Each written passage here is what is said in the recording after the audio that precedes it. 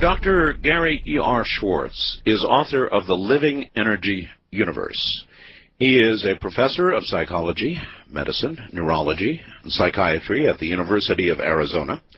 He is also director of the Human Energy Systems Laboratory, co-facilitator in energy medicine, and senior research advisor for Dr. Andrew Weil's integrative medicine program. I hope I did that right. Director of the Bioenergy Core, the Pediatric Alternative Medicine Center at the University of Arizona. In 1971, Dr. Schwartz received his PhD from Harvard, was appointed assistant professor. He then became professor of psychology at psychiatry at Yale University, the director of the Yale Psychophysiology Center, and co-director of the Yale Behavioral Medicine Clinic from 1976 through 1988. Boy, that's some resume. The Human Energy Systems Laboratory was created in 1996, ostensibly to foster research, education, and clinical applications that embrace evolving shifts in science, society, and spirituality. The lab follows the philosophy of the late Dr. Carl Sagan, who said extraordinary claims require extraordinary evidence. The more controversial the question, the more careful the research design. And so it should be an interesting conversation. It certainly was the first time around with Dr. Schwartz. Here he is. Dr. Schwartz, welcome back to the program. Thank you very much. Pleasure to be here. Great to have you. Gee whiz, I think that we need to go back perhaps to the basics for a little while and simply ask you how and why you began research into such a controversial area as life after death. I mean, it is all the way around extremely controversial. Yes, indeed. Well, the story is in two parts. The first was theoretical, very briefly, which we describe in the Living Energy Universe book. When I was a professor at Yale, I quite accidentally stumbled upon a theory that led to the prediction that all systems, that is everything from atoms and cells to organisms to the planet to even galaxies, that all systems stored information and energy. In other words, they all had memory, and that this memory and this energy had a kind of immortality. Now, this idea, called the systemic memory hypothesis, or in plain English, universal living memory theory. It is, however, hypothetical. Well, it's hypothetical in the sense that it's a theory, but there's a tremendous amount of data that is consistent with the theory. But in the early 1980s, it was just a theory. It was actually like Einstein when he first developed his theory of relativity by making believe he was a photon and traveling out into space along with the light. Right. That's what happened with me. In fact, it was his model that led me to follow what happened in a system, going along with an electron from A to B and back again, and that's how I ultimately first came to this vision. In other words, this came from a mind trip. Yes. Put simply. Put simply, it was a mind trip, and boy, was it a mind trip, because by the time I had gone through going through the system a couple of times, what I saw was not at all what I was prepared to see. So now, let me see if I've got it right for the audience and for myself. You're saying the hypothesis suggests that everything, human beings, mammals, non-mammals, trees, lettuce, the pen that I'm holding, the atoms of the paper, everything has a kind of a memory. Is that roughly accurate? Yes. In fact, even light and energy itself has memory. Has memory. That's right. Now, there are two easy ways to get a feeling for this. One way is to remember that when we look at the stars at night, what are we seeing? Suns? Yes. But some of those stars are how many miles away? Light years? Yes, millions of light years away. Right. In fact, many of those stars, what science tells us, have long since, quote, died. In other words, we may be seeing light, particularly with larger telescopes, certainly. I don't know about the naked eye, but even, I guess, with the naked eye, some of those stars have already gone supernova or whatever, and they're not there anymore, not making light, but we're still seeing the light. We would conceivably continue to see it for billions of years. Exactly. So what we know about light, in fact, we couldn't have astrophysics without this. We know that light preserves information and energy, and that history continues. The fact that we don't know how it continues is besides the point right now. It's just a wait a fact. minute, though. Wait a minute, though. Let's say that that is so, and I believe it's so, that we would not see that we would continue to see the light, even though this thing has actually, this sun has gone supernova. Right. How does the fact that we're still seeing the light, because of the distance involved at the speed of light, right, how does that imply a memory? Well, that's where we have to get to the second step. Okay. So the first step is we just have to realize that information and energy in the vacuum of space maintains its integrity, its history. That's fact number one. That's just basic physics. Now, the second fact is very easy to understand if we give a simple example. If you take a microphone and plug it into an amplifier and a speaker, right, and then you point the microphone toward the speaker, what happens? Feedback. You get feedback. Now, what is that feedback? It's a sound, right? Correct. Now, where does that sound come from? Because remember, it wasn't there before. Where does it come from? How does it emerge? Well, you have to think about that. And what happens is, very simply, that when you point the microphone toward the speaker, right, there's a tiny bit of sound in the background that the microphone picks up. And that sound is brought to the speaker. Now, what does the speaker do? It puts it back into the microphone. Right. The microphone then takes it and amplifies it, which then comes back out of the speaker, right, which then further amplifies it. An endless feedback loop. An endless feedback loop. And what happens with an endless feedback loop? You get a process of an accumulation of energy. It's called a positive feedback loop. Now, that phenomena of this sound increasing, and by the way, it's not just increasing, but it's literally changing in its complexity. It's just that we don't hear it.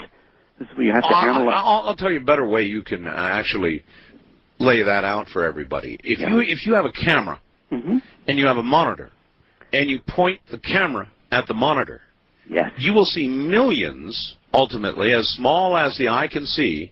You will see repeated images of whatever the camera is seeing, pointed at the monitor, zillions of them, just as far as you can see, as much resolution as you can get. That's right. Wouldn't that be about the same thing as exactly. Audio feedback? That's exactly right. In fact, we call it video feedback. Right. Okay, and it's the same principle. You're repeating the image over and over again. Now, you know what's really interesting is if you take one of these new digital cameras, video cameras, yes, where you can slow the process down in real time, so you can make it take a picture, let's say, every second. Right, frame What at a you'll time. then actually do is see the accumulation of each of those little squares, each of the image within the image within the image within the image. In other words, you will see it begin to cascade. You will see it begin to cascade, Gotcha. and you can therefore see the information being stored. And you can then manipulate that by changing the focal point of the lens. That really is absolutely right, yes. Right? I've done it, yes. Good. Okay, now once you get that idea, the thing you have to realize is that every system, I don't care whether it's atomic, chemical, cellular, doesn't matter what it is, a system always is composed of two or more things. And what a system does is it has feedback, because A sends something to B, and B sends it back to A, and it happens over and over and over. That's called recurrent feedback. So what you see with your video feedback, or what we can hear with the audio feedback, is a generic or universal principle. Now, that's what my discovery was in the early 1980s, that it was a universal principle. And that is scientifically repeatable time after time after time. In other words, people can try this at home. Yes, in fact, I wish I had thought about this when the book was finished. You didn't get that in the book. Well, here's what I didn't get in the book. Well, hold that until the bottom of the hour. Actually, there's no real way that I can demonstrate feedback to you. In my studio, when I turn my microphone on, the speakers automatically mute. Now, if I had a radio in here that was listening before the delay, I could demonstrate that feedback to you. Huh. I had to get one. If my wife is listening in the other room, hon, would you please grab that little radio and bring it in to me? I don't have one in here that would listen to the non-delayed signal, but I can do that. You all know what feedback is. It's like when somebody gets up on stage and their mic is too loud and it catches the speaker and it goes into a feedback loop. And that's kind of an endless loop. You don't really know how endless it is. And as the good doctor was pointing out, it increases in complexity. Even though you're not hearing it, you're hearing a kind of a screeching sound. But its complexity increases presumably endlessly. And the same thing occurs when you point a camera, a video camera, at a monitor. You can see 1 million monitors, right? That's an endless feedback loop, and presumably it just keeps going and getting more complex numerically as it goes, if I've understood all this correctly. That's correct. And the point that I was going to make was that what I hadn't realized, which of course is an obvious point, is I could ask you the following. How often or how replicable, or what percentage of the time when you take a microphone and point it at a speaker, right, you get feedback? All the time. Exactly. Always. And what happens when you point the camera toward a monitor? Same thing. You always get 1 million little... Exactly. So this phenomena is as replicable as gravity. Right. It's a very important point. Right. No, you're right. Of course it is. Exactly. But we don't typically think about it in this way. All right. Okay? As important as gravity, in what sense? It's important as gravity in the sense that every time you drop something, you let something go, it falls to the earth. It's right, something that you can put your faith in. It's a replicable. Oh, I see. Yes. Phenomena. So we're not talking about something here that maybe occurs sometimes, or it could be a hypothesis. You're absolutely right. We don't fully understand gravity, by the way. We don't fully understand gravity, we don't fully understand light, and we don't fully understand systemic memory, but we know it's there. And now here's the interesting part here was the idea that everything that had memory would mean what? That everything was therefore potentially alive and evolving. And that meant that what? It meant that light could have memory, that water could have memory, which was homeopathy. Right. It meant that cells could have memory, like so with heart transplant patients may be able to perceive the memory stored in the donor's heart. Right. And it also led to the predictions of survival of consciousness after death. Now remember, this was the early 1980s at Yale, and I was a little bit nervous, to put it mildly, about sharing this thesis. So what I did was what any sane scientist would do. I didn't tell a soul. And I kept the secret for 13 years. Is that what a sane scientist does? That's what a sane scientist does. Is they keep their controversial things quiet. However, and this is the more important message for your audience, it certainly was for me, even though the theory led to the prediction, among other things, about survival of consciousness after death, I wasn't about to do any research in that area until I met Linda, who is the co-author of the book, and is also now my better half. Now here's what happened with Linda, and this is very important.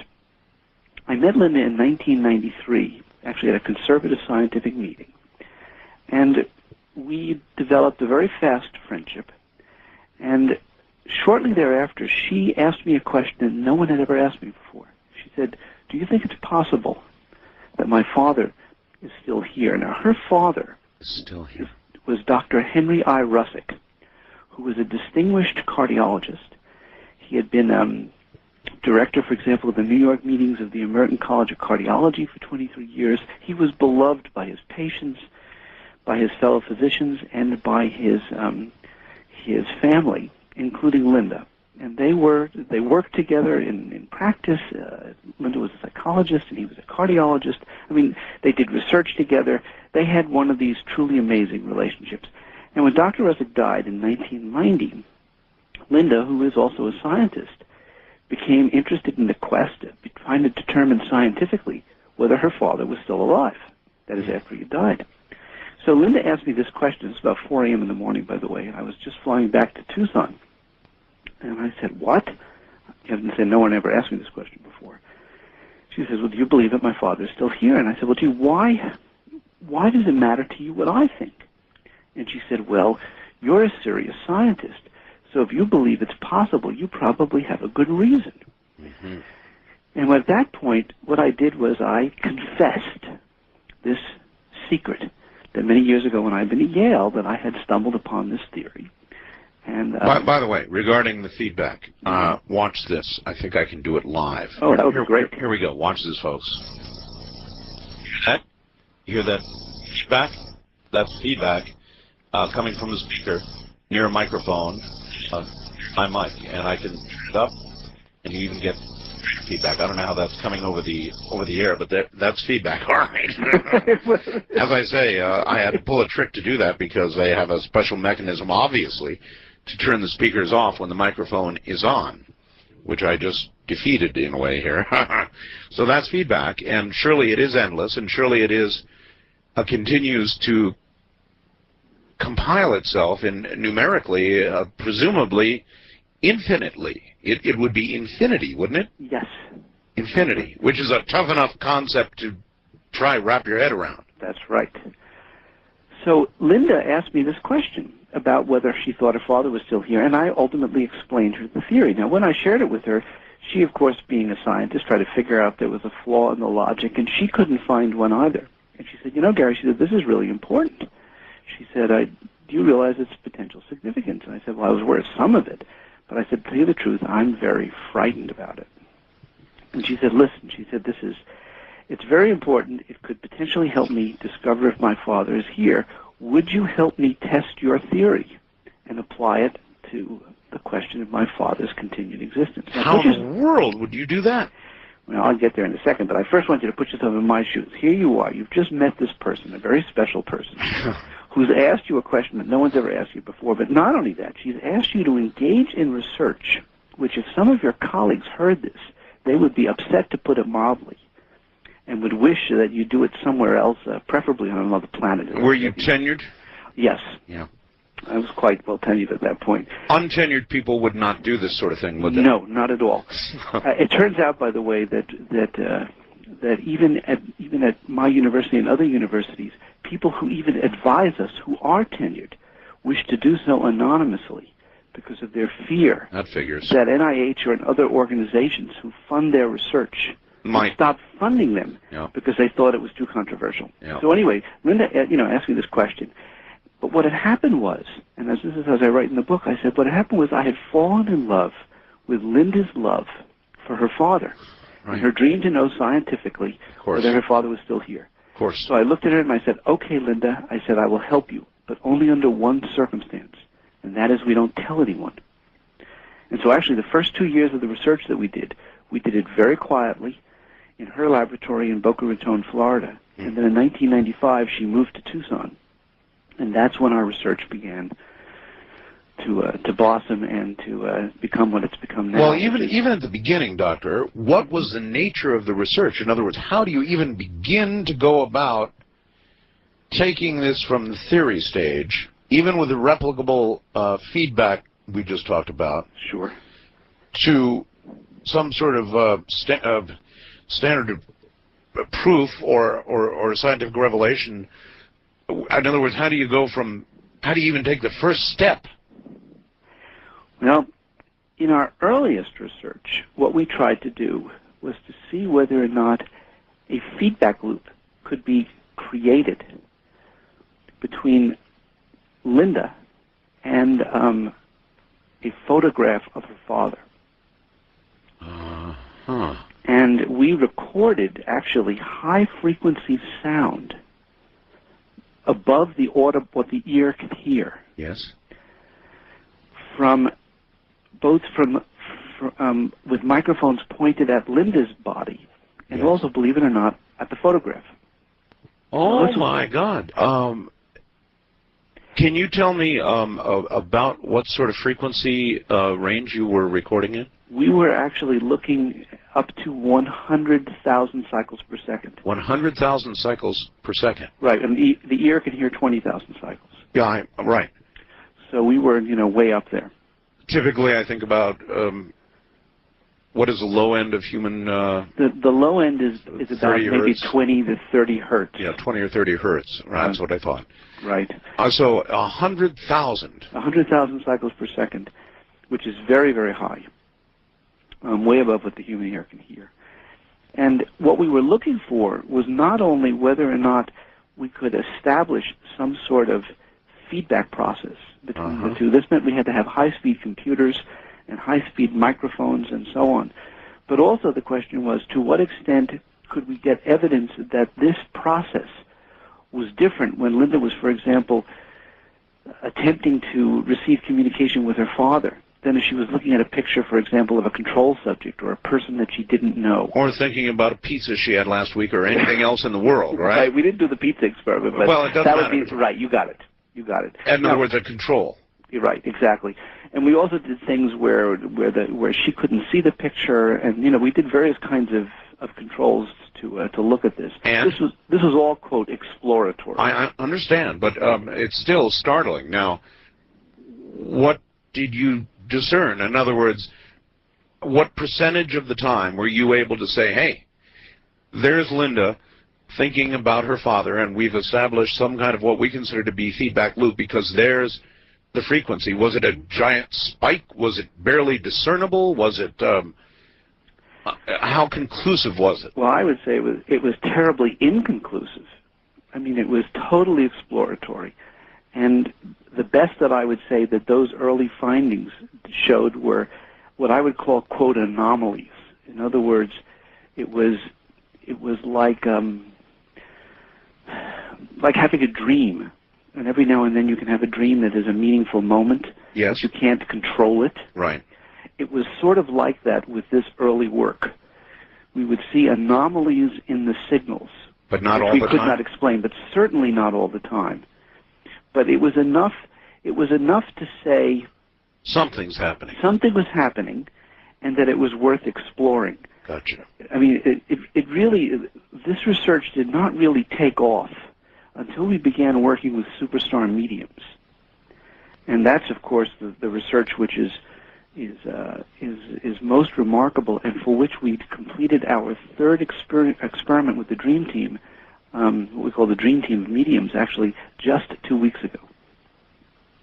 Oh, so this is very recent follow-up research to the early stuff.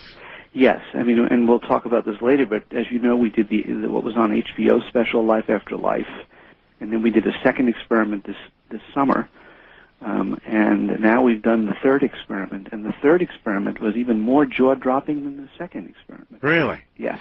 Well, how did you do anything other than surmise that you were picking up some sort of output from her brain rather than a feedback process? How could you know, or even think that you knew that it was or scientifically prove that it was a feedback process that you were observing, even sporadically? Well, one of the things that we actually did was we recorded her brainwaves and her electrocardiograms. Okay. So we were looking at her physiological processes. To coincide, I understand. To coincide. Right. And now the question was, to what extent did these occurrences when she was attempting to communicate with her father, were there examples in the data that could not be just simply explained as either random occurrences or major changes in her own state, right? Her own brain just producing a state. Exactly. That was causing an anomaly. Exactly. And the answer was, again, we could not, from those early experiments, disentangle that.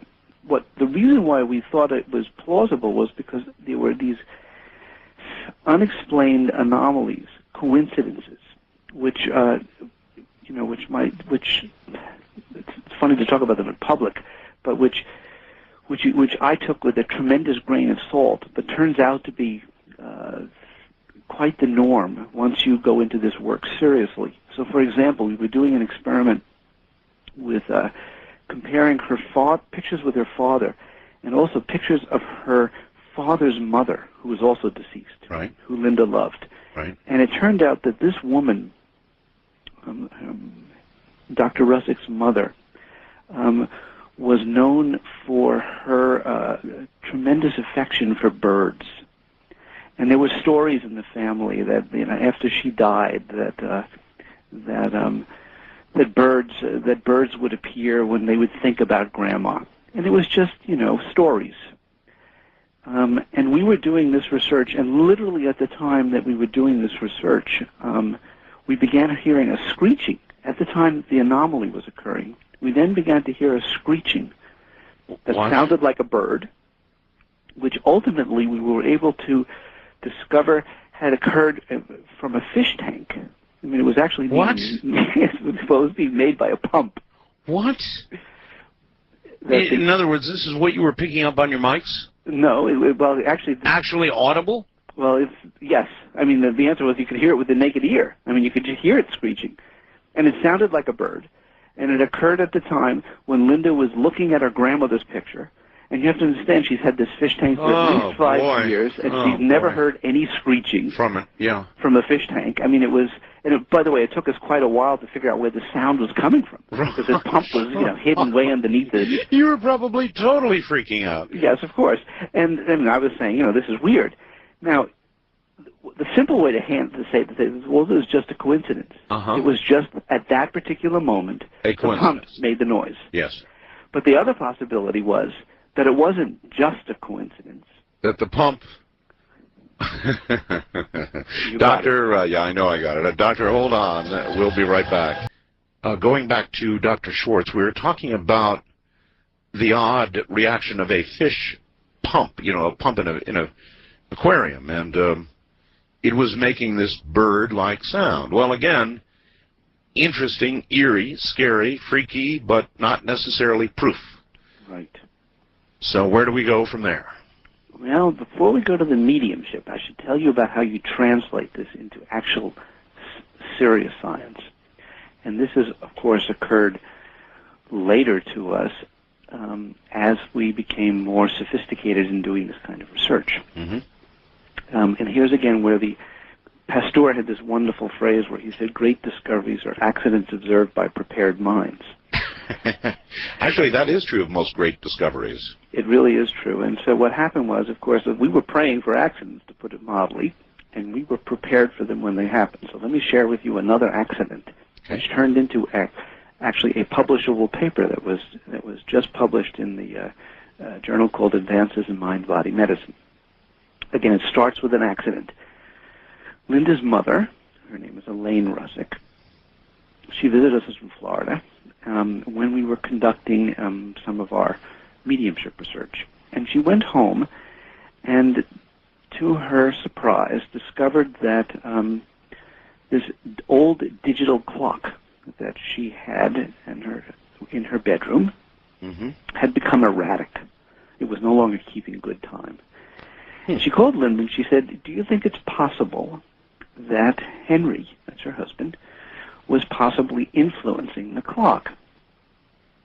Now, what Linda immediately did, based on our more current research, she said, well, gee, why don't we turn this into an experiment and invite, our father's collaboration. You have to remember, Dr. Russick was a scientist. He published more than 200 papers in the medical literature. So if anyone was going to practice science who was, quote, dead, it's going to be Dr. Russick, particularly since he loved his family. One inquiry. Sure. And that is, why would she initially think that the partial failure of a digital clock could be attributed? Why make that jump? Well, why did she entertain this? Yes, indeed. That's a good question. I think it was just a wish, because she had been hearing about our research. She knew some of these anomalies, It had occurred coincidentally upon coming back from our home Right. in Tucson. So she just asked the question kind of... I got you. It was on her mind. It was on her mind, right. Okay. Gotcha. But here's what Linda and I proposed, that we do a formal experiment. What she should do is get a second clock, which worked, to plug it into the same outlet as the broken clock. Right. So that she had this now, if you would, semi-random clock, Sure. which was not keeping good time, and a clock that was keeping a regular time. Right. Now, each morning, what she would do is when she woke up, she would record the times of both clocks, reset the broken clock to be like an appropriate time. Right. And then she would leave, go to work, and so on. And when she came home at night, before she went to sleep, she would record the current clock time on both clocks. And then she would reset the broken clock. And then, so those are during the day was, quote, baseline data. But in the evenings, here's what she did. On even days, she asked Henry to try to increase the speed of the clock during the night. And on odd nights, she asked Henry to try to slow the clock down. And then, of course, she'd wake up the following morning. She would record both the broken clock and the regular clock. Day after day. Day after day after day. And then, of course, what you do when you've collected enough data, and this is what's called an AB design, and it's Sure. up, down, up, down, up, down, up, down. Sure. You would then look at the results. Well, here's what happens. She starts doing the research, collecting the data religiously, very systematically. We gave her data sheets and the whole 9 yards. And she discovered that the AM/PM light on the digital clock wasn't working. So she had no way of knowing whether, if she woke up in the morning and the clock read, for example, 1, did she know whether it was 1 o'clock a.m. or 1 o'clock p.m.? So, of course, she was very upset. She said, well, how are we going to interpret the data? So I told her, look, don't worry. Let's just collect the data, and we'll see what the data show. And worst comes to worst, we won't be able to interpret anything. So we do the entire experiment. She finishes it and faxes us the numbers. Okay? And then what we did was, she was now late with her time, we analyzed the data, but didn't tell her the results until the next day. Now, here's what happened when we analyzed the data. When we analyzed the data, of course, we discovered you couldn't conclude anything.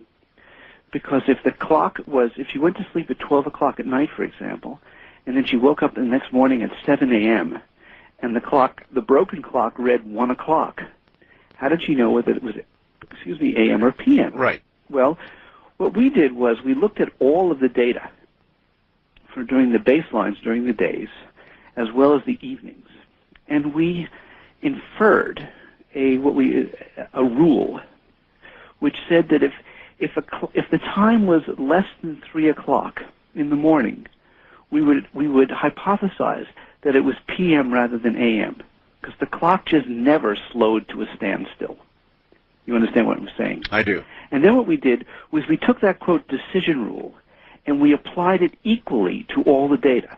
So we applied it to both the increased nights and the decreased nights. Gotcha. When we applied that decision rule, lo and behold, we discovered that there was a statistically significant difference where the clocks were showing a longer time on the increased nights compared to the decreased nights. What kind of statistical data? Well, what you do is you do what are called statistics. In other words, you do what are called p-values. I understand. I mean, how much of an effect was there? Yes, sir. There was a difference of about an hour and a half between the two clocks, between increase and decrease. So it was small but reliable. Now, here's the interesting thing. She goes to sleep at night. So these are very tentative, obviously. She goes to sleep at night, but before she goes to sleep at night, she says, Henry, she said, here I am. This, by the way, is the first experiment she's ever done in her life, and she's in her 70s. She says, Henry, she said, oh, I wish that the clock had an AM/PM night working. I wish, could you, quote, give me a sign? She goes to sleep. Of course, we don't know that she's done this. She wakes up at 4 o'clock in the morning to go to the bathroom, and she discovers that the AM/PM light is flashing. She goes to the bathroom, and she that one would get me. and she comes back, and it's now working. She goes to sleep. Yes. She wakes up in the morning, and the AM/PM light is off, so it's not working again. It's not working again. However, she calls Linda and tells Linda this amusing anecdote. Of course, by the way, she does not know that the results of that how we've analyzed the data. Right, right. Linda hears this story and she said, "Well, gee, Mom," she said, "maybe this was, Dad trying to give you a sign. He was trying to make the clock work."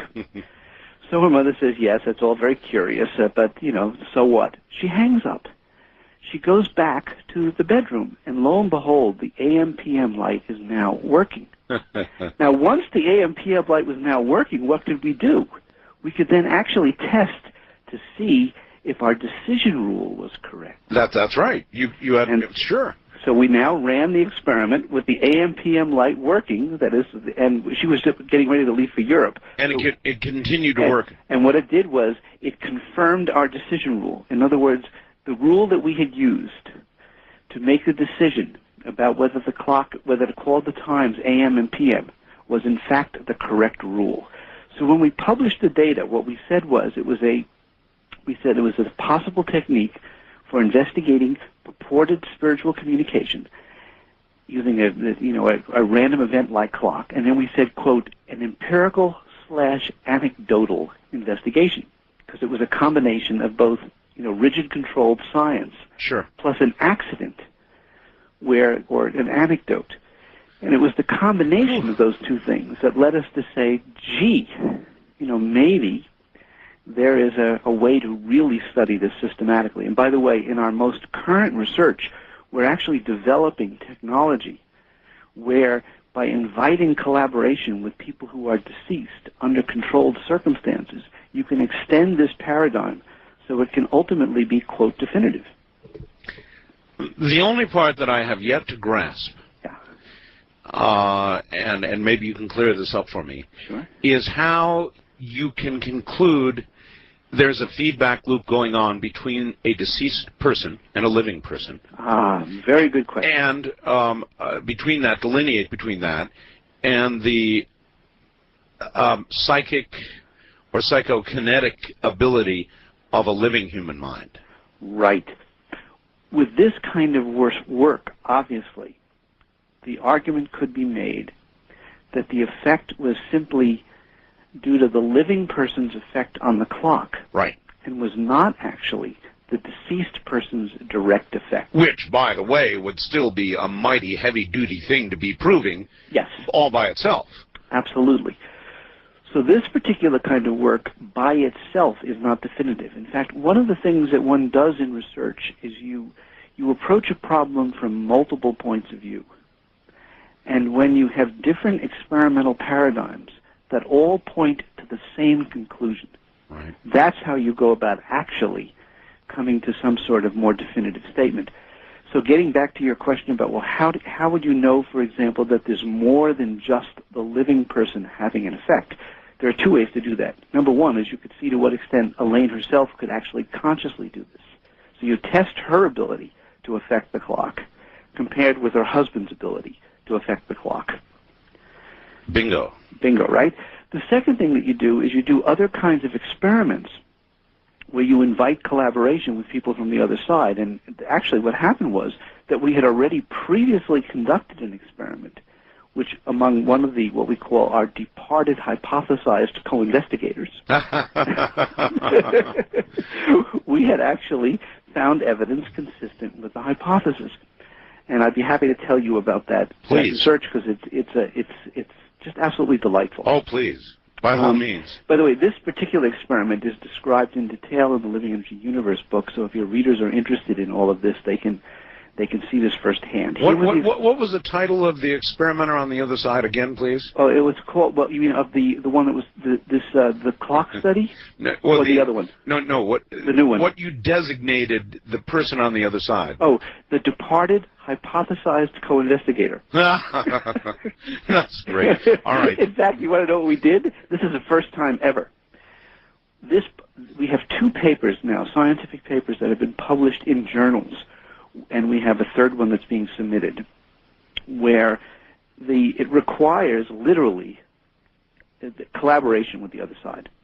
And what we've done is we have listed these people as co-authors on the paper. So they're co-investigators, but next to their name we put HYP for hypothesized. Hypothesized, rather than deceased. Right. Okay. So here's the experiment. The technical title is called Medium to Departed to Medium Communication of Pictorial Information. What it means in plain English is, as Linda puts it, from here to there and back again. And here's how the experiment works. Medium one, you have two mediums. Mediums are people who purportedly receive communication from the other side. That's right. Medium one is a woman who claims to purportedly communicate with four people. It's a funny story about how we met this woman, which I could tell you later. But she claimed to be able to communicate with four people, one of whom, by the way, was Linda's father. And what we asked medium one to do, since she claimed she could communicate with these people, was to ask them whether or not they would like to collaborate in a research experiment. And according to medium one, she said yes. Now here's what the experiment was. Medium one asked each of these people to tell her about a picture that they would like medium one to draw. Medium one, by the way, is a fairly good painter. Uh-huh. So what happens, supposedly, is that medium one, in the privacy of her own home, communicates with each of these departed hypothesized co-investigators. They supposedly suggest to her a picture that she draws. In addition, what she does is she draws her own picture, which is designated as the control picture. So you have pictures drawn by deceased people and pictures drawn by her. By living people. All right. By living people. Hold it right there, Doctor. That's exactly what we'll come back to. Just like we're talking this morning with Dr. Schwartz about something that apparently is really there. And when I say there, I guess I mean all around us. Where were we, Doctor? We were talking about this experiment with the art that was supposedly suggested by our departed hypothesized co-investigators. Yes, and a living human. And living human, right. Now, the interesting part of the experiment was what happened after these pictures were drawn and put into sealed envelopes. At a later point in time, a second medium, who did not know the first medium, and who was willing to participate in the research. Right. This medium, at a later point in time, in front of a video camera, was asked to contact each of the four departed hypothesized co-investigators. Oh, brother. And her task was her attempt to see whether she could receive the specific pictures, the images from each of these departed people. Right. In addition, she was given the task of attempting to contact medium number one, who of course was physically alive, but located obviously in a different area. And of course, medium one did not know when medium two was doing this, and then medium two attempted to get information about the picture that was drawn by medium one. Okay, and further that we had this was actually done twice, so we could get information on two separate occasions when medium two made these contacts. Then after this information was obtained, summary information from the videotapes about the shapes and the colors for each of the pictures were summarized. And then medium one and medium two were brought together for the first time. Right. The pictures were revealed. And then medium two attempted to, first of all, to guess which were the which pictures went with which individuals. And then secondly, she was then informed about what she had actually received during the communication phase. Remember, she was sort of in a trance, so she didn't remember really any of the details of what the pictures had been, which I'll explain in a second. In addition, what we as experimenters did was we attempted to guess, using our own, quote, intuition, what the pictures were, and then we also independently, using the information obtained by medium two during her trance period, yes, would see if we could get, it would then determine which pictures were associated with which. Okay, well, that's a lot of control. A lot of control. Now, what was the discovery? What we found was that if medium 2 was simply trying to guess what the pictures were, or we were trying to guess what the pictures were, we were completely at chance. In other words, our ability to guess was just random. Random. However, when we independently each used the information that medium 2 had received when she was attempting to communicate with the other side, quotes, our accuracy was 100%. 100%? 100%. Which meant what? It meant that given the number of pictures and the people that were, the number of pictures and the number of people, that there was a complete match. Now, let me tell you why this is really interesting. Why this is really interesting is because it makes life very complicated. You see, first of all, the medium was very good at getting the picture of the living medium herself. In fact, the easiest picture for medium 2 to guess, not guess, but get information about, was the picture of medium 1. And it's very interesting. So, for example, when we asked her to try to contact, go to medium 1's house, so to speak, and see what she could get, she was able to describe that house virtually to a T. Now, I know that you've had Joe McMonigle on your program. I have, He's a yes. very distinguished remote viewer. Around the middle of the month, I'm going to have Ingo Swan on. Wow, okay. Well, then you realize that there are certain people who are good at doing this kind of thing with a living, with the physically alive. And so the immediate complication is, well, gee, is medium 2 simply getting this from the mind and the physical environment of the living, or is she really getting it also from the deceased? And this is where, again, the accidents, great discoveries or accidents observed by prepared minds come in. When medium 2 was attempting to get the information from medium 1, there was no dialogue, there was no confusion, and it was very easy for her to get the information. But when she attempted to communicate with each of these departed individuals, she received all kinds of information, none of which was wanted, and all of which interfered with getting the information about the pictures. So, for example, when Linda's father was contacted, he shared all kinds of information about how much he loved his daughter and loved his wife and so on. Right. And he also shared information that Linda did not know. For example, he said that he was observing his wife secretly in her bedroom with the curtains closed, still continuing to cry. This is a number of years after he had died. And nobody knew that this was the case. And needless to say, after we learned this information, Linda called her mother in Florida and confronted her with this, and her mother confessed that she had not told anyone that this was happening. So what happened was all this information, other information was coming through, and what it did was it made it more difficult for medium 2 to actually see the picture. Because obviously the deceased person's emotions and feelings were going to be more powerful than this dumb little picture that they, projected to medium 1. So what happened was it was, again, sort of the unanticipated information that was revealed in the experiment that provided the most interesting evidence consistent with the idea that not only did these departed hypothesized co-investigators exist, but they were actively conscious and playing a role. Well, that was going to be my next question. You've already gone there. In other words, as we discussed earlier, all objects, all cells, all atoms apparently contain this memory. Right. But is it a static sort of memory that continues to exist with information up until the last moment of physical life? Is it that kind of memory, or is it, in fact, evidence of consciousness continuing after death? That's a biggie. Yes, it That's sure a is. biggie. And you're telling me that there is consciousness that continues. I think that's what you're telling me. That's right. Not only does it Are you at all unsure of this? Well, let me just put it this way. Let me think what the theory says. The theory is very explicit in saying that the information is continually to dynamically to grow.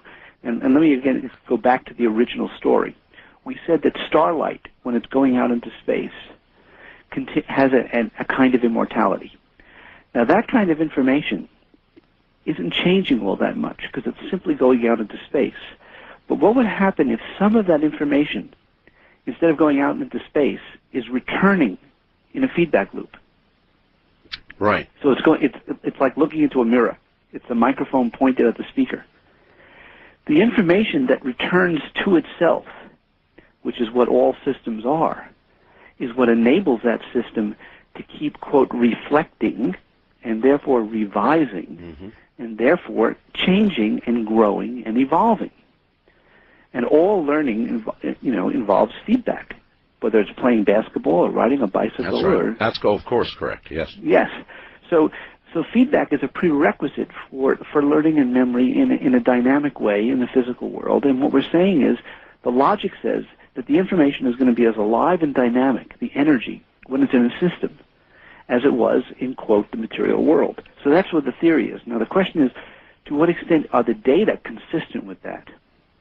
And this is, again, where you have to look to the kind of evidence that suggests that not only are you just getting information about people's histories, which is static and dead, but there's evidence that the consciousness is both alive and evolving, that it's aware of what's going on in the present, and is even playing a dynamic role in terms of communicating with us here.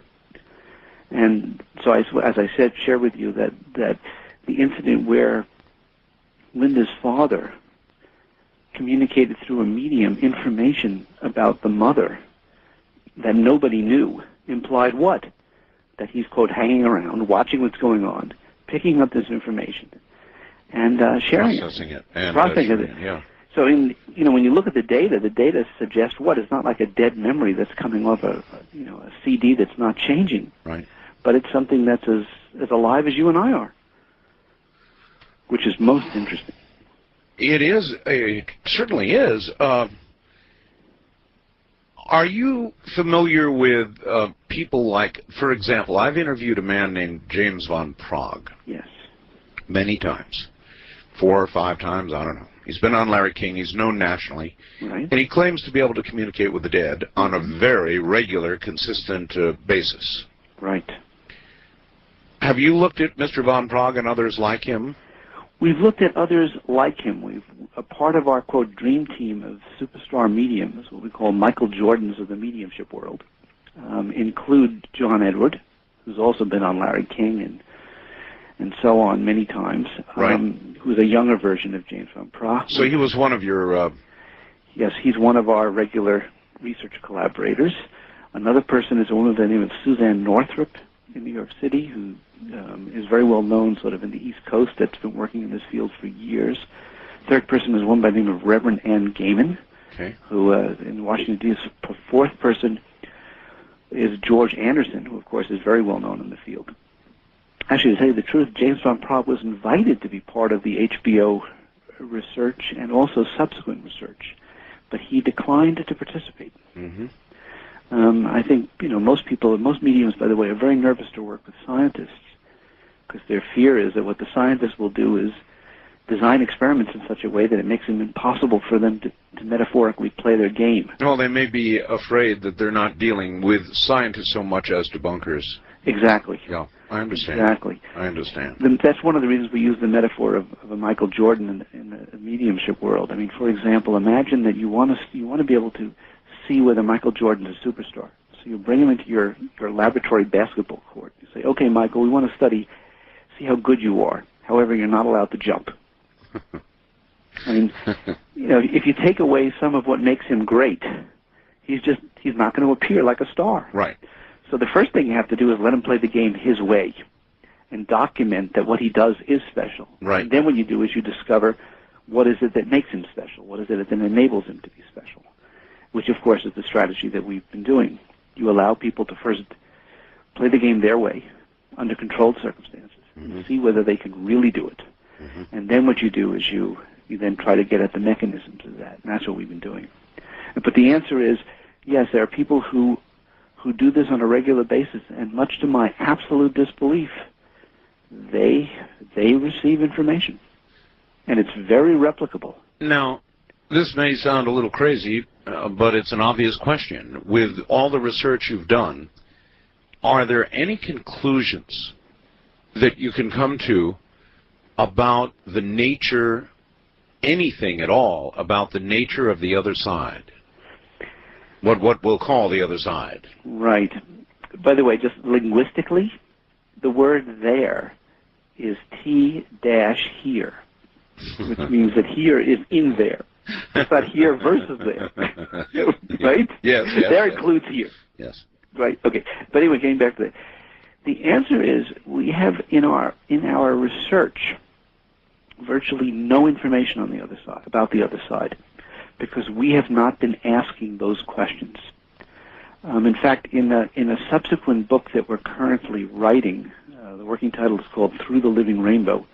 In this book, where we describe, we summarize all of this research, and one of the things we point out to, as we're very clear about this, is that our research only speaks to the fundamental question about whether survival of consciousness exists. Yes. It leaves completely open the question of what is the afterlife like. And that actually should bring solace to people, be they religious or non-religious alike, because it completely leaves open the question of what all this means, save for the question that something is really there, because that's very, very controversial. And one of the areas that we will be doing research in and are beginning to do is exploring systematically what are the kinds of replicable reports that one can receive about what the, quote, afterlife is like. But you are convinced by your research so far that it is in fact possible to communicate with a physically deceased person's continued consciousness. Well, I would put it a little bit more conservatively. Here's what I would say based on our research. As a scientist, I would say that we have definitive data now. Yes. That certain mediums Yes. receive information that cannot be explained by fraud, that cannot be explained as statistical coincidence, that cannot be explained as subtle cueing or cold reading or any of that kind of stuff. Yes. It's clearly, quote, anomalous. Well, how does that differ from what I just said? Well, I'll explain in a second. No, Hawkins, you're going to have to explain after the break, I'm afraid. Stay right there. And, Doctor, welcome back. Here's where we were. I said, your research, quite obviously, if I'm listening correctly, would prove that, or it certainly is moving toward proving that a consciousness continues after physical death. And you were saying, no, you'd be more cautious. Yes, and let me tell you why. But can I just first ask a quick question? You bet. Only because you've intrigued me with Keith's hypothesis. Well, it's not a hypothesis. It's the truth. It's an observation, right? Well, let's see what the interpretation is. That's where the hypothesis is. Here's Keith's observation. Let me ask you this question: how often do you lose complete phone communication, other than to the outside world? Never happened before. Okay. Never. How often do you, when you have a power surge, do you lose all capacity on your computers go down, even though you've got these surge protectors? Never. No, they're not just, that's the important part, they're not just surge protectors. These are called uninterruptible power supplies. They have, right, uninterruptible power supplies. They have batteries between the power company and myself. So what we do is we now have two incidents that have never happened before, both of which happened associated with your appearance. Exactly. I find that interesting in light of all the other things that we've talked about. I find it extremely interesting. Yeah, so do I. It's so outrageously improbable with your show. It is improbable. It is improbable. I will confess something that I think your audience will find intriguing. What? The woman who is the chairperson of our mediumship research committee. Yes. She's a medium by the name of Laurie Campbell. Right. An unknown housewife, believe it or not, from California. According to her... Up until now, right. According to her, her mediumship skills began about 5 years ago when she started receiving communication from a man who called himself Max, who she ultimately came to discover was none other than Sir James Clerk Maxwell, who was the distinguished scientist who developed the theory of electromagnetic waves. And according to her, also her claim... That Maxwell? That Maxwell. Okay. Now, also according to her, other distinguished physicists have been collaborating through her, which includes none other than Tesla. Tesla?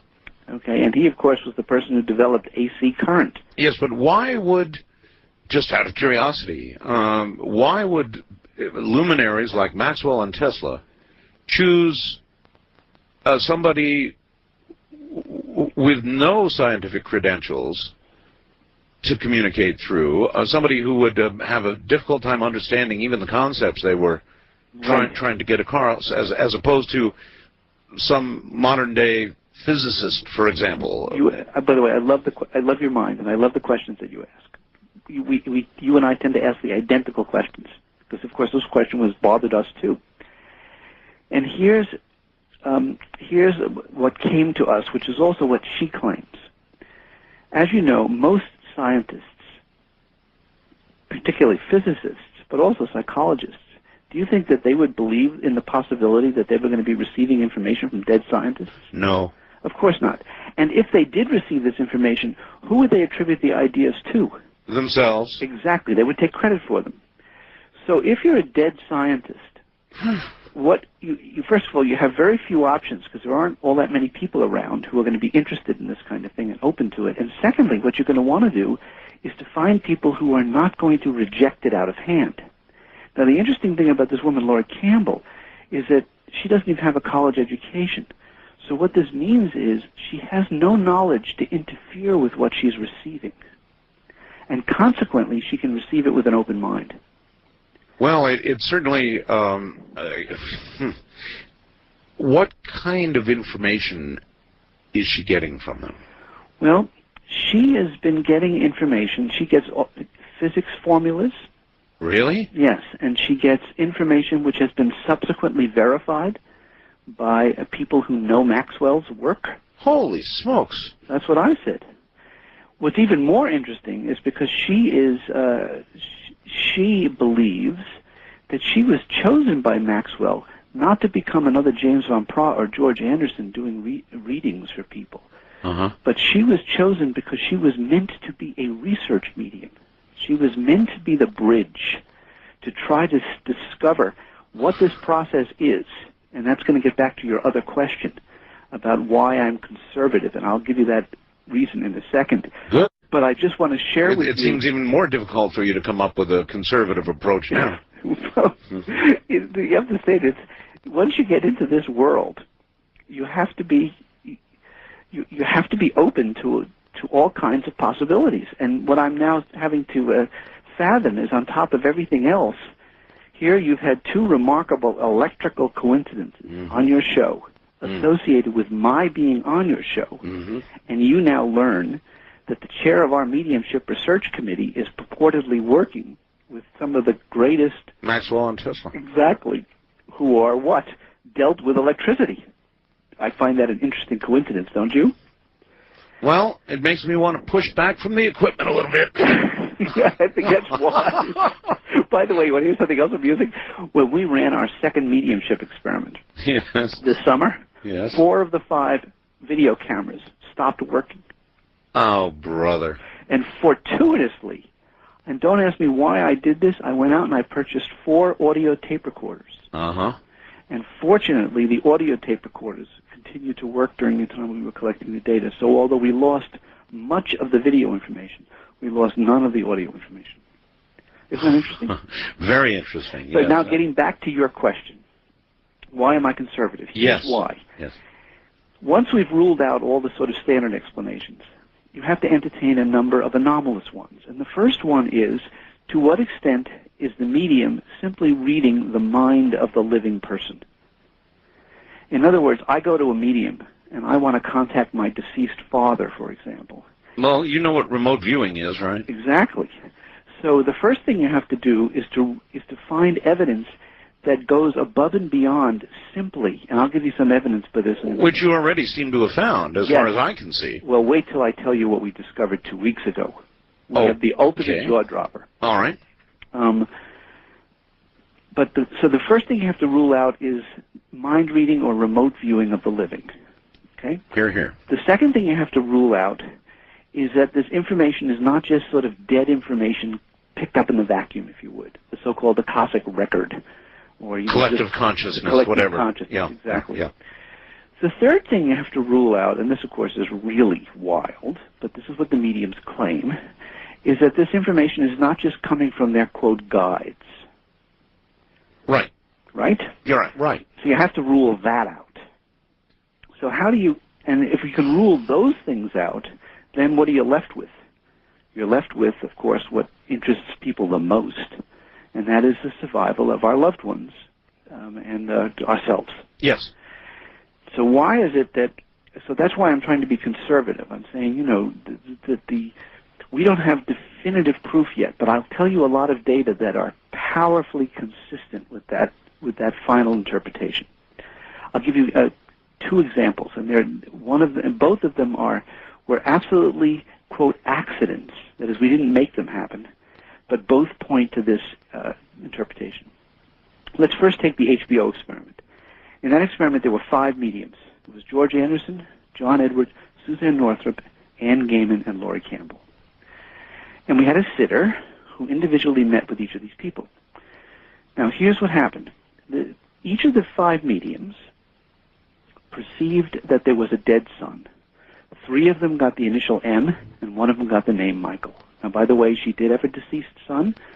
The son actually killed himself. His initial was M, and the name was Michael. None of the mediums said that there was a deceased daughter, and none of them gave a wrong initial, as we said, for the son. So their perception was absolutely perfect.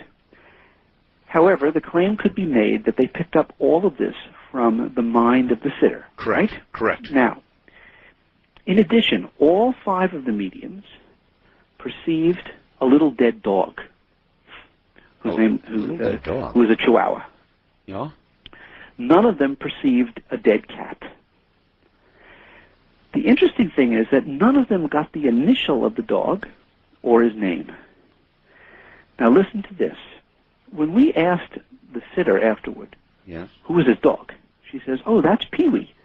Pee-wee is our little Chihuahua. Pee-wee did this and Pee-wee did that. Pee-wee was such a cute dog," over and over. In other words, she always referred to the dog as Pee-wee. Yes. She never referred to them as a little tan and black thing. It was always Pee-wee this, Pee-wee that. Yes. And over the time that I've worked with her, she said his name hundreds of times. Now, if the mediums were getting the information about the dog from her, what would they have also done? They should have picked up the dog's Pee-wee. Yeah. None of them did. So what I subsequently did was I asked them, how often do they get the names of animals? And the answer is virtually never. So that's what's suggestive, that what they're doing is they're seeing the little dog.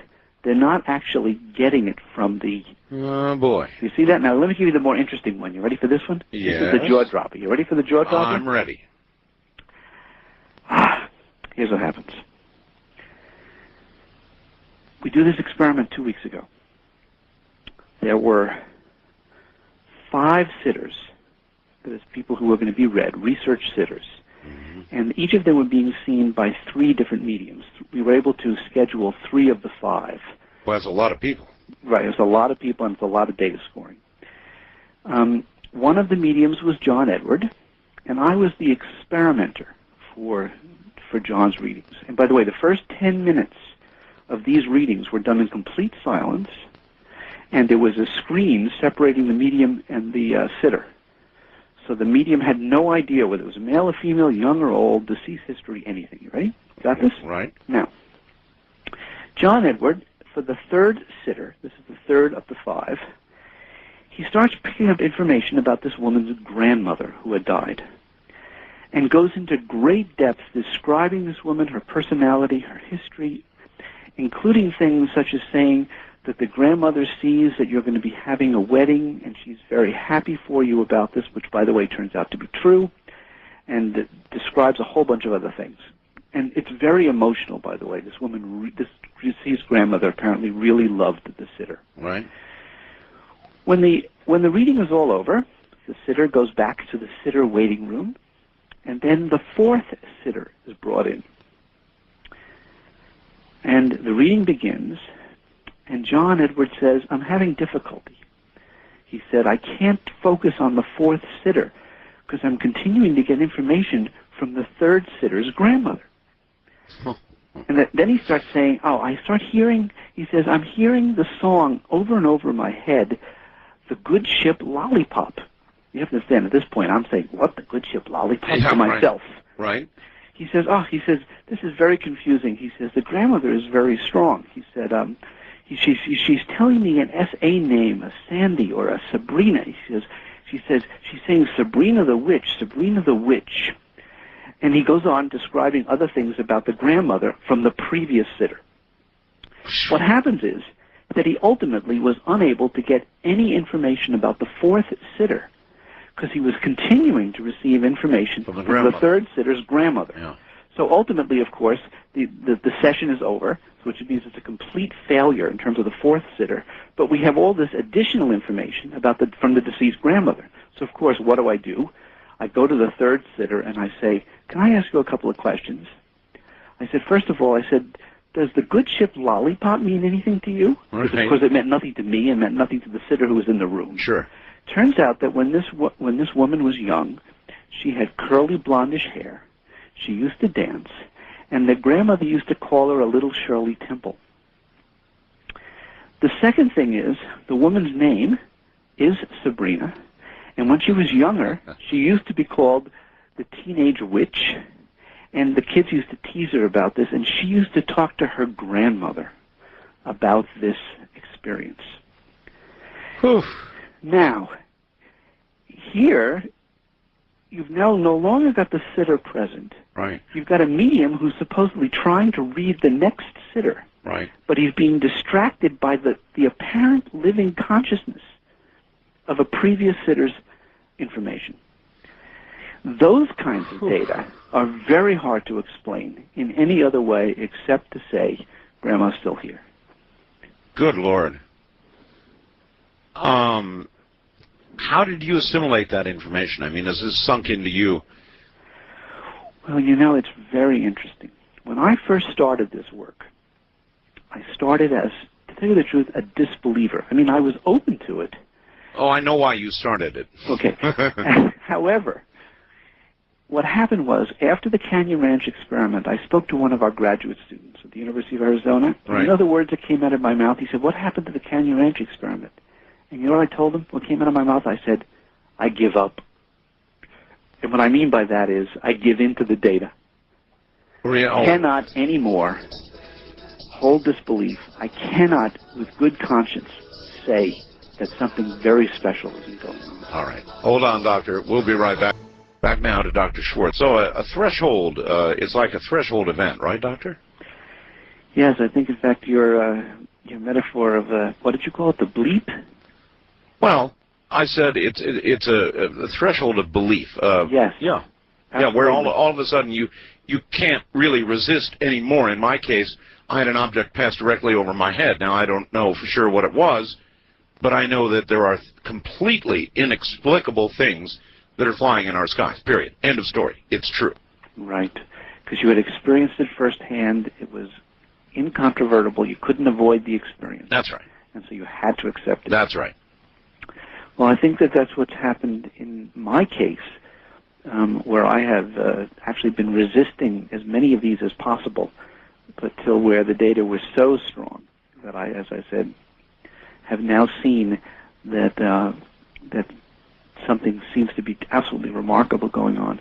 And of course, one of the things that's really, I think, worth pondering is how would it change our society, our personal lives, our Boy, we're legal just systems, running. our I was education. just going to ask that. In other words, if science, if your science or anybody's science conclusively proves this, it'll change religion, it'll change institutions, it'll change science, it'll change everything. It would change everything. And It's hard to even close your eyes and imagine in what way everything would be changed. Well, you know, we have spent a lot of time thinking about what the implications of this would be for people. And what have you concluded? Well, as you put it, it changes nearly everything. And I'll give you some examples.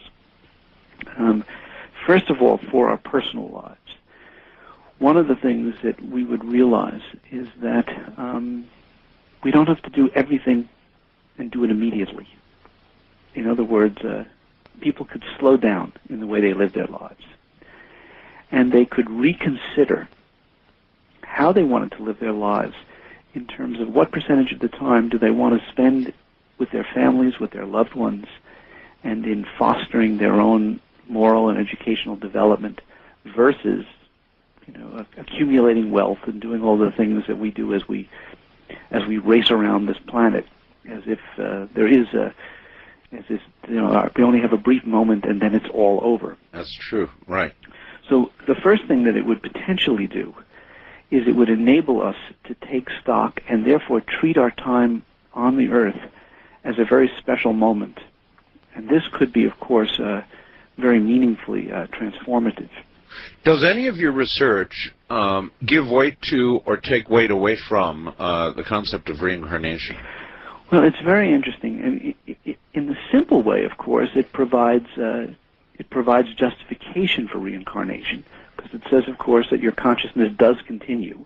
And then the question is, can it, quote, come back? However, what the living energy universe idea...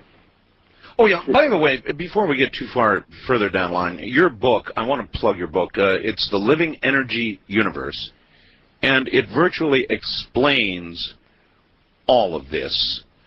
And how do people get it? Is it in bookstores, Amazon? It's in bookstores. The easiest way is to get it from Amazon.com or Barnes & Noble's. The website. I know they're all going to go broke doing that. They're giving 30% discounts up there. Right. I mean, one of the things, by the way, which I would love to share is a very quick story, but I think it's very meaningful because it might, I think, be relevant to your audience. And we have a friend who read the book and was very touched by it.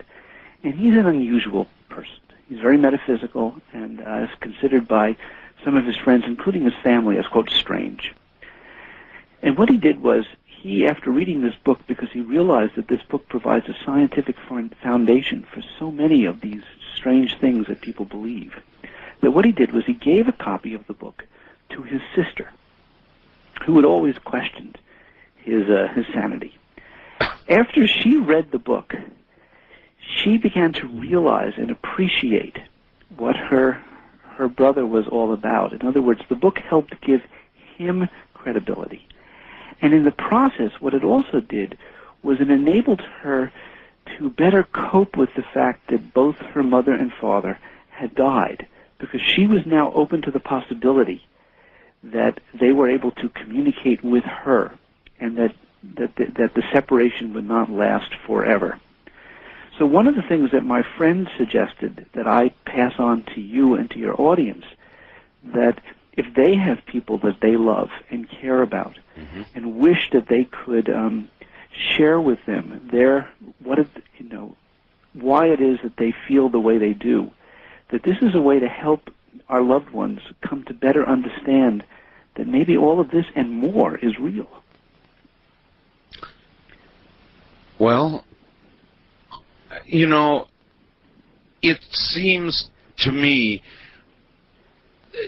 even the old Occam's razor business, it just seems to me the most likely answer.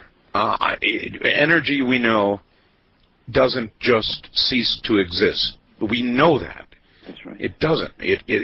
Now, what form it may take, or where it may go, or how it may disperse, or whether it disperses or remains in some sort of coherent form, we don't know. But we do know that energy continues. Yes, but we also know that it continues in a very replicable form. Again, all we have to do is look out into the starry sky at night, and we are reminded that the history of the universe is absolutely brilliantly preserved.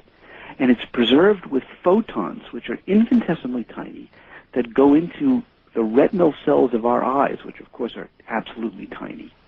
And one of the things that's very worth knowing is, do you know how many photons it takes for a retinal cell to fire? How many? Well, you might think millions or thousands. It turns out only one. One? Just one photon is sufficient for a retinal cell to be able to register its presence. Now think about how many billions of photons of our information is being emitted, both visual and invisible, into our surrounding and ultimately into space on a second-by-second basis. Billions and billions. And all of that information is preserved. At least that's what physics tells us. So not only is energy can't be destroyed, but the information is very, very persistent. Otherwise, we couldn't communicate with distant satellites that we send off to planets and so on. Right. We know that this is true. The other thing that physics is telling us is that matter is really organized energy. That matter is just the special case of energy. Right. And so when you put all that together, and then you add the idea of a system, you come up with a universe that's just teeming with life at every possible level. Modern physics is leaning toward the multidimensional theory, very heavily so. I've interviewed any number of just top-flight physicists who believe that. Mm-hmm. And that would probably work very well with your research.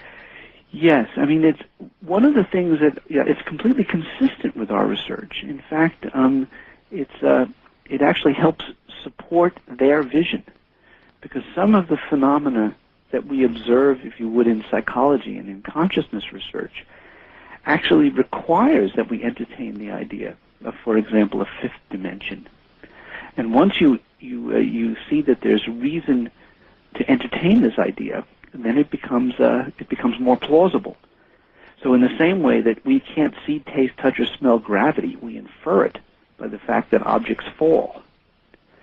It's the same thing with these higher dimensions, which we can only, if you would, infer indirectly, but we know they have to exist.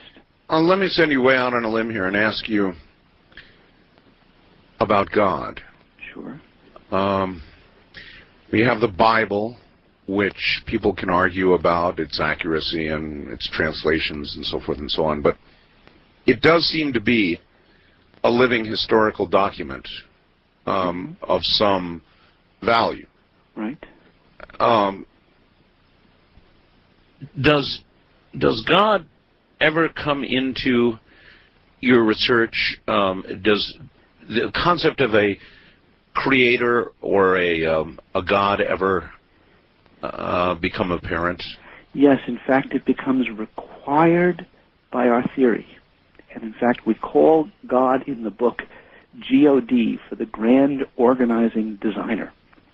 Huh. And I'll tell you very briefly why it is that the theory requires that we appreciate the existence of a designer. And it's a very simple argument, but it's a very important one. In fact, we've just written an article called Science's Greatest Mistake, which summarizes briefly the book that explains this. But it's very easy to understand. The argument against design, the argument against God, is the idea that somehow all of the order that we see just happened by chance, randomly. And it's the idea that, if you flip a coin enough times, there's a probability that by chance it'll just come up heads. Mm-hmm. Now, what most statisticians and most scientists have failed to recognize is that in order to achieve a randomness, in order to be able to create a random order, to posit randomness, you have to have what's called independence. In other words, each time you flip the coin, each flip has to be independent of the previous flip. Right. That's number one. And number two, the coin cannot change over time.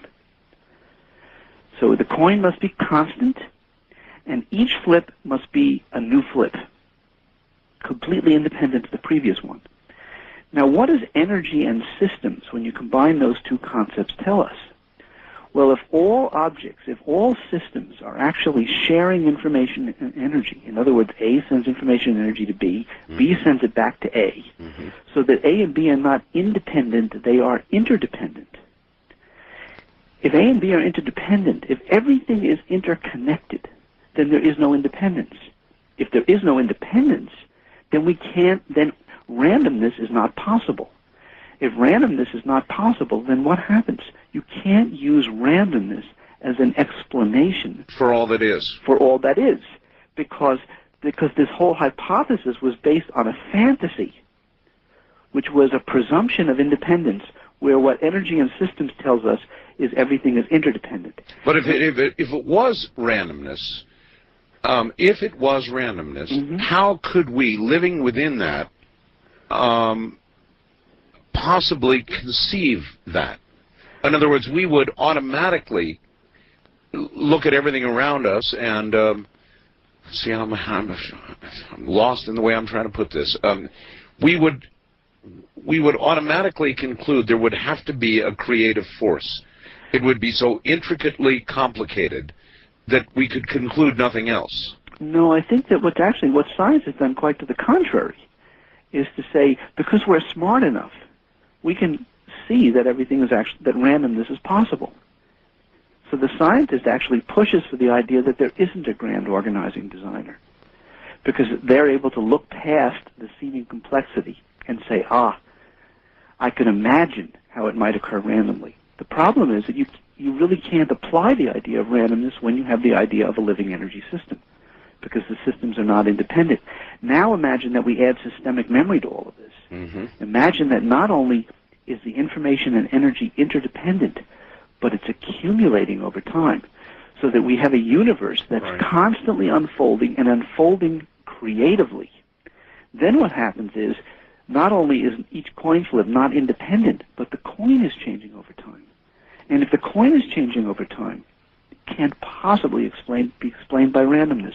And therefore, what you look to is a designer that's at least as sophisticated as we are. And since we're a subset of the universe, at least.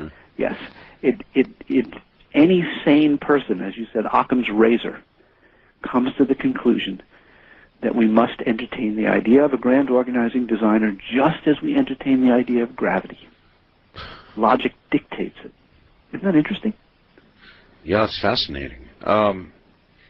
Most physicists are very good at explaining everything that's going on with our universe until you get them back to the Big Bang, which most all of them subscribe to, and you ask them about what occurred 1 second prior to this Big Bang, they go blank. They truly go blank, and they will tell you, if they're honest, they have not the slightest clue. And that's where creation, that's where it is, I guess. Yes, but you see, here's the other thing that physicists, I think they deceive themselves, and that is, they will tell you that yes, they cannot explain what happened before the Big Bang, but they'll tell you that they have a story about what happened after the Big Bang. Oh yes. However, that story is based on a set of assumptions, which very well could be wrong. For example, it's based on the assumption that what was going on in the universe was independent, which of course makes no sense whatsoever, since in the beginning everything was totally connected to everything else. So when you really look at the process logically and consistently, what do you come to the conclusion of? That our stories are just stories. And in fact, it's time for maybe us to evolve our stories, to revise our stories. And in part, that's what the living energy universe is all about. It says that in the same way, in the Bible, it looks like you have an evolving God. In the Old Testament, you have a God that seems fairly vengeful, eye for an eye and tooth for a tooth. A God you should fear. The God you should fear. And in the New Testament, we now have the God that you should love. And what's interesting about that transition is, you could say to yourself, well, is that simply the evolution of human consciousness? God has not changed. It's just that human beings are becoming more sensitive to this God, if there is a God. Or is it possible that the whole process, the whole universe itself is unfolding. And therefore, the God process, if you would, is evolving just as we are.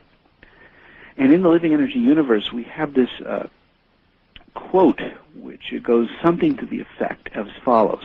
Imagine that you have stepped outside the entire universe, and you are seeing the universe as a collection of caterpillar galaxies readying to transform into a rainbow-colored butterfly universe of indescribable beauty. In other words, can we conceive of the idea that just as a caterpillar can transform into a butterfly, and you could never predict by looking at the caterpillar by itself that it would become a butterfly ahead of time? No one would ever be able to predict that. No. In the same way, is it possible that the whole universe is an unfolding process, and that it itself is going to transform into something that we have yet no possible conception of?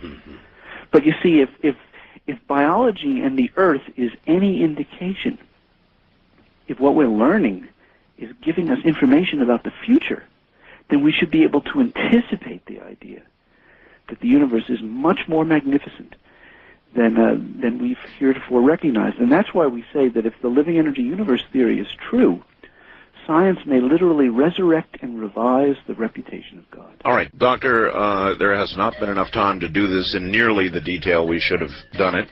So obviously you will be back, I hope, one day. It would be my pleasure. You have a wonderful audience and you ask remarkable questions. Well, thank you. And you take care and get whatever's left of your night's sleep. Thank I you. hope it You goes too. well. Take care, Doctor. You too, thanks. Good night.